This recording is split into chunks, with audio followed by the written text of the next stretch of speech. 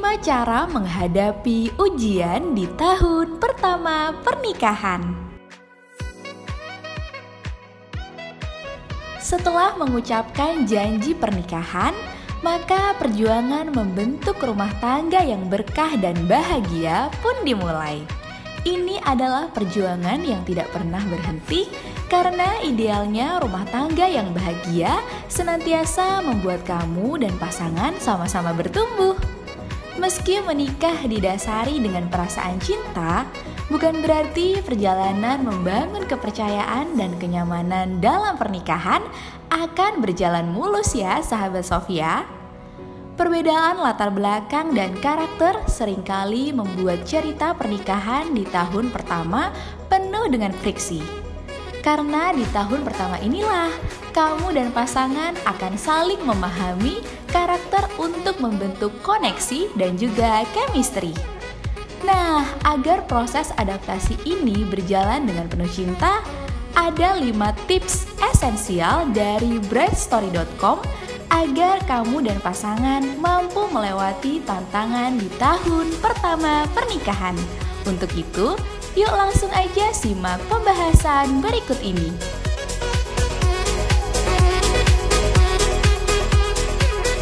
Yang pertama, ingatlah kalau masa transisi butuh waktu penyesuaian. Jangan terlalu memaksakan diri untuk langsung masuk ke dalam fase pernikahan ideal. Ingat sahabat Sofia, setiap proses transisi selalu membutuhkan waktu. Meski mungkin kamu dan pasangan menjalani pacaran yang lama, tidak otomatis membuat masa transisi ke kehidupan pernikahan jadi lebih mudah ya sahabat Sofia.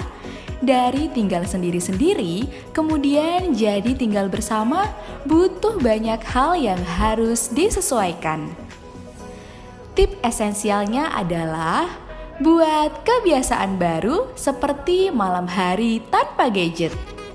Masa transisi setelah akad dan sah sebenarnya adalah momen saling belajar kebiasaan dan pola pikir.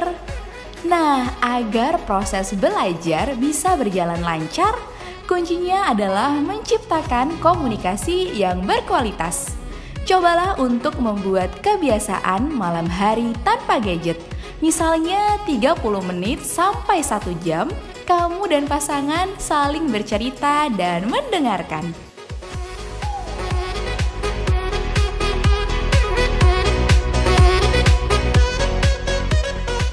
Yang kedua, urusan rumah tangga adalah tanggung jawab bersama. Persepsi yang sering muncul ketika memasuki kehidupan pernikahan adalah urusan rumah tangga adalah bagian istri. Alhasil, jika istri adalah seorang ibu rumah tangga sekaligus ibu bekerja, pertengkaran sering terjadi karena ibu merasa kelelahan karena sampai di rumah masih harus mengurus setumpuk pekerjaan rumah tangga. Ini adalah salah satu sumber pertengkaran di tahun pertama pernikahan. Padahal menciptakan kondisi rumah yang bersih dan nyaman adalah tanggung jawab suami juga loh sahabat Sofia. Nah, tips esensialnya adalah sepakati bersama tentang pembagian tugas rumah tangga. Karena urusan rumah tangga merupakan tanggung jawab bersama, maka sepakatilah tentang pembagian tugasnya. Misalnya pasanganmu lebih menyukai mencuci piring, maka biarkan ini menjadi tanggung jawabnya dan kamu bisa melakukan pekerjaan rumah tangga yang lain.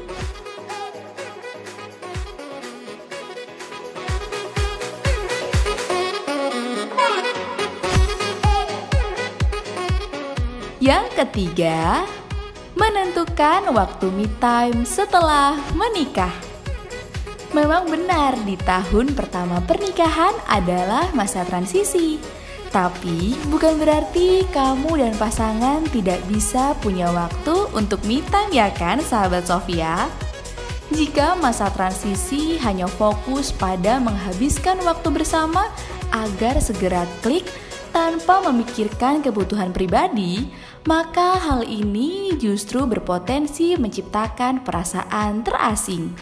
Karena itu, memiliki waktu sendirian adalah salah satu cara untuk bertahan di tahun pertama pernikahan. Kamu tetap perlu membahagiakan diri sendiri agar bisa membahagiakan pasangan loh, sahabat Sofia. Nah, tips esensialnya adalah sepakati me time masing-masing. Jika pasangan merasa me time-nya adalah menghabiskan waktu bersama sahabat-sahabatnya, maka biarkan dia menikmati momen tersebut. Sama juga ketika kamu mengisi me time dengan melakukan hobi sendiri. Maka minta pengertian pasangan untuk tidak mengganggu waktu kamu. Percayalah, dengan memberi waktu kepada pasangan untuk me time, justru akan melatih kepercayaan dalam rumah tangga.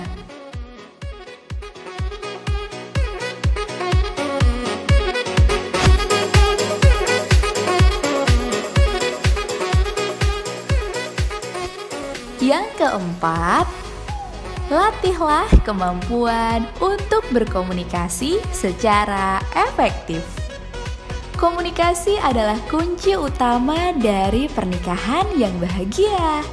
Tapi komunikasi bukan sekedar menyampaikan pesan saja, melainkan bagaimana secara efektif bisa membuat lawan bicara kita memahami isi pesan dan juga bereaksi positif atas pesan tersebut. Dalam pernikahan, komunikasi yang efektif akan membuat kamu dan pasangan selalu mampu untuk menemukan solusi dari setiap konflik yang ada. Nah, tips esensialnya, jangan ragu meminta bantuan profesional jika memang diperlukan untuk memahami gaya komunikasi pasanganmu ya, sahabat Sofia. Di tahun pertama pernikahan langsung bertemu konselor. Jangan langsung merasa kecil hati ya. Jika memang diperlukan bantuan profesional, maka lakukanlah. Karena memang tidak semua orang bisa berkomunikasi dengan baik. Nah, dengan berkonsultasi, kamu dan pasangan bisa belajar tentang love language masing-masing. Bicara terbuka dan menyelesaikan masalah tanpa saling menyalahkan, melainkan fokus pada solusi.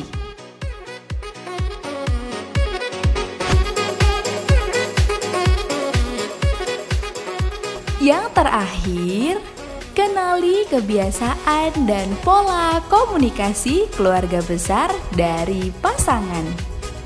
Di tahun pertama pernikahan, urusan dengan keluarga besar, khususnya orang tua dari pasangan, juga seringkali menimbulkan konflik rumah tangga.